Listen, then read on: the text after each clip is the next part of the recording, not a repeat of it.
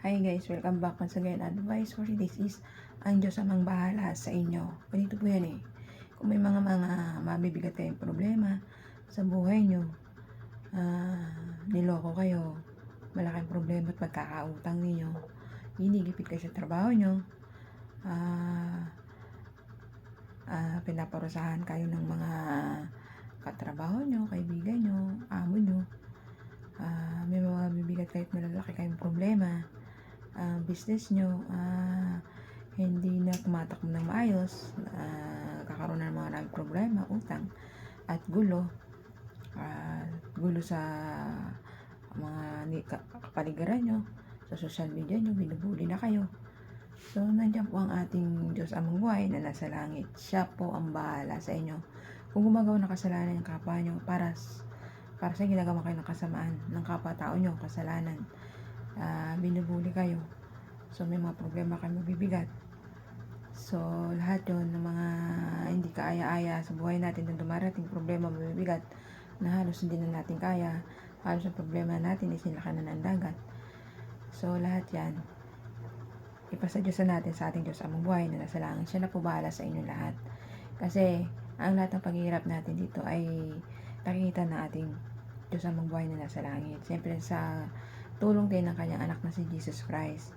Hihiling lang po tayo sa pangalan ng anak niya si Jesus Christ. Lahat ng maalalahanin natin, problema natin sa buhay, ipasadyosan lang natin yung mga maaway sa atin, yung mga umaapi, naluloko at nananakit sa atin. Ipasadyosan lang natin lahat yan. Ang magpaparusa niyan, ang ating Diyos anak ng bahay na si Jesus Christ. Hindi niya papabayaan tayong lahat na magdusa o api-apihin lang ng mga demonyo na sinabog dito sa ibabaw ng mundo. Tayo dito sa ibabaw ng mundo, lahat tayong mga mabubuting tao, inalawan tayo dito ng demonyo, ng mga demonyo na parisira sa utak at isip natin para gumawa tayo ng masama. Pero pag pinapasok tayo doon, ang sandata lang natin, mandalig lang tayo at magdasal parati sa ating mga Diyos, Diyos Ama, Diyos Anak at Diyos Espiritu Santo. Ang Diyos Amang makapangyarihan sa lahat, hindi tayo papabayaan kahit kailan. Ang Diyos Anak naman ay siyang tutubos sa ating lahat mga kasalanan. Amiling ka lang sa pangalan niya, tutulungan ka niya, at tsak na tsak darating siya para tulungan tayo lahat dito sa ibabaw ng mundo. Dahil pagmamayari na tayo ng ating Diyos Anak na si Jesus Christ, kilalanin lang po natin siya bilang isang Diyos Anak na buhay dito sa ibabaw ng mundo. Ang pangalan niya ay si Jesus Christ. At ang Diyos Espiritu Santo na parating gumagabay at mapatnubay sa ating mga taong makasalanan. Kahit anong sama mo pa, nandiyan ang Diyos Espiritu Santo na inigising ka na isang araw, gumising ka sa mga mali mong gawa, magpatuloy ka at gumising ka at gumawa lang ng mga tamang gawa. Ginigising sa tayo ng Diyos Espiritu Santo kapag alam niya na maling-mali na mga ginagawa natin, kinakatok na tayo. Meron pa tayong mga Diyos na ating dapat sambahin at purihin, ang ating Diyos Ama, Diyos Anak at Diyos Espiritu Santo.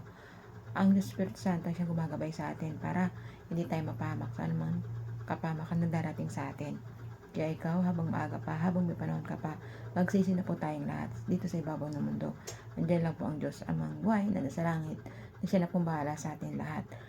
Dapat na gagawin mo lang, magbago, magsisi sa mga lahat ng kasalanan mo, at tsak na tsak ang kaligtasan ng kaluluwa mo sa impyerno. At sa lahat tayo ay mapupunta lahat sa paraiso, nakasamang ating tatlong Diyos, Diyos Ama, Diyos Anak at Diyos Espiritu Santo. At ang Diyos Anak na si Jesus Christ ay siya maghahari sa ating lahat dito sa ibabaw na lupa. Kaya ikaw, magsisina po tayo habang maaga pa, habang may oras ka pa. Kaya hanggang dito lang po aking advice. Ingat po tayong lahat, and God bless.